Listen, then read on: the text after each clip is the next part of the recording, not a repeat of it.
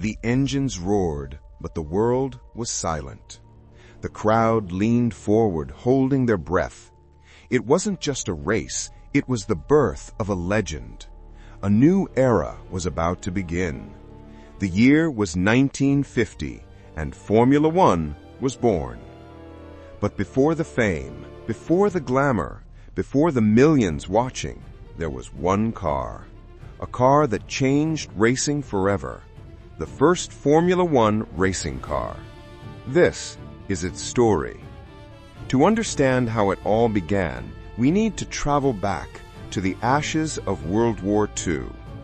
Europe was rebuilding, factories were in ruins, and yet in the hearts of engineers and racers burned a single dream: speed. Automobile racing had existed since the early 1900s, but Formula One, the highest class of racing as we know it today, didn't exist yet.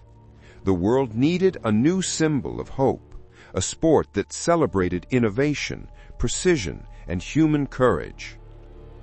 In 1946, the Fédération Internationale de l'Automobile, or FIA, decided to create a new set of rules, the Formula A regulations. These rules would define a new kind of racing car, powerful, lightweight, open-wheeled, and fast beyond imagination. This was the foundation of what would become Formula One. Enter Alfa Romeo, a name already famous for building fast cars before the war. Inside their factories in Milan, engineers worked on something secret, something revolutionary. The result? A car that would soon dominate the world stage, the Alfa Romeo 158, also known as the Alfetta. The 158 wasn't born in 1950. It was originally designed back in 1938 to race in the voiturette class, a precursor to Formula One. But when the war began, its engines went silent.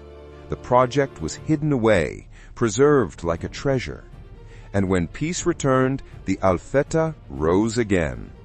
This forgotten pre-war racer became the weapon that would win the first Formula One Grand Prix. Under its long, elegant body lay a 1.5-liter supercharged straight-eight engine. It may sound small, but it was a beast, producing over 350 horsepower, enough to push the car beyond 290 kilometers per hour on the straights.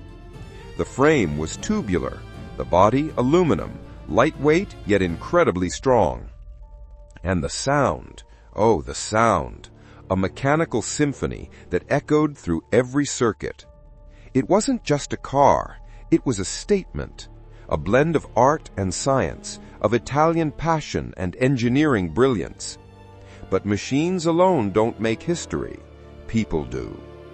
Behind the wheel of the Alfa Romeo 158 were three legends: Giuseppe Nino Farina, Juan Manuel Fangio, and Luigi Fagioli. Farina was the professor of driving, elegant, disciplined, and ruthless. Fangio, on the other hand, was pure instinct, a man who could feel the limit of grip before the tires even screamed. Together, they would become the faces of a revolution. May 13th, 1950, Silverstone Circuit, England. The air was thick with anticipation. 20 drivers from across the world gathered for the first ever Formula One World Championship race. King George VI himself attended. It wasn't just a race, it was an event that symbolized post-war rebirth. And when the starting flag dropped, history began. The Alfa Romeo 158s stormed ahead, elegant, unstoppable. Their engines screamed like thunder as the crowd erupted. Farina led from start to finish, with Fagioli and Fangio close behind. A clean sweep. That day, Alfa Romeo didn't just win a race, it created Formula One history. The victory at Silverstone proved one thing: Formula One had arrived. The cars were fast, the drivers brave, and the fans hungry for speed. The Alfa Romeo 158 went on to win every race that season, an unbeatable force. Farina became the first ever Formula One world champion. But even as the champagne sprayed and the crowd cheered, Alfa Romeo's engineers were already working on something more powerful. The following year, the Alfa Romeo 159 was born, a refined version of the 158. Its power climbed to over 425 horsepower, and its handling became sharper. It was faster, stronger, and even more dangerous. But by then, new rivals were emerging: Ferrari, Maserati, Mercedes-Benz. The age of Formula One was truly underway. Those early years of Formula One were brutal. No seatbelts, no roll cages, no electronic aids. Just man, machine, and mortality. Every lap was a gamble with death. But that was what made it pure, raw courage in its truest form.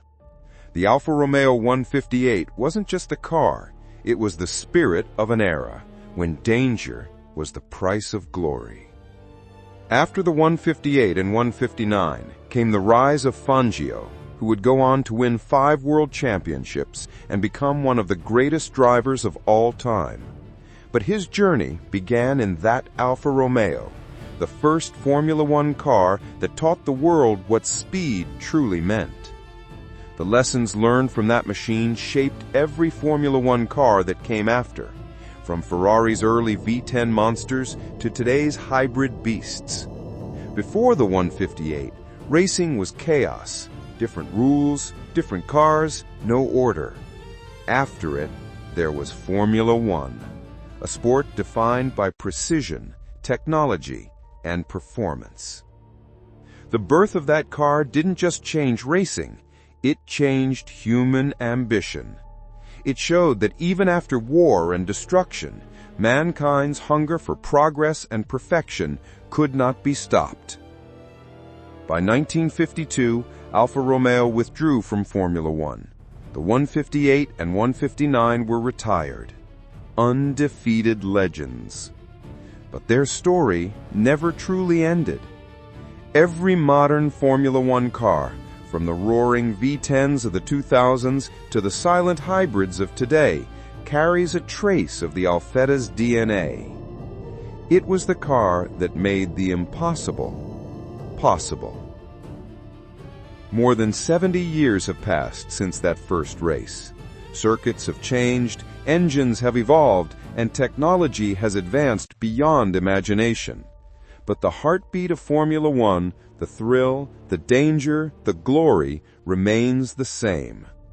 And if you listen closely, somewhere between the roar of modern engines and the cheers of the crowd, you can still hear the echo of that first machine. The Alfa Romeo 158, the first Formula One racing car, the car that started it all. If this story made you feel the spirit of racing, the courage, the speed, the innovation, then don't forget to subscribe, because here we don't just talk about cars, we tell their stories.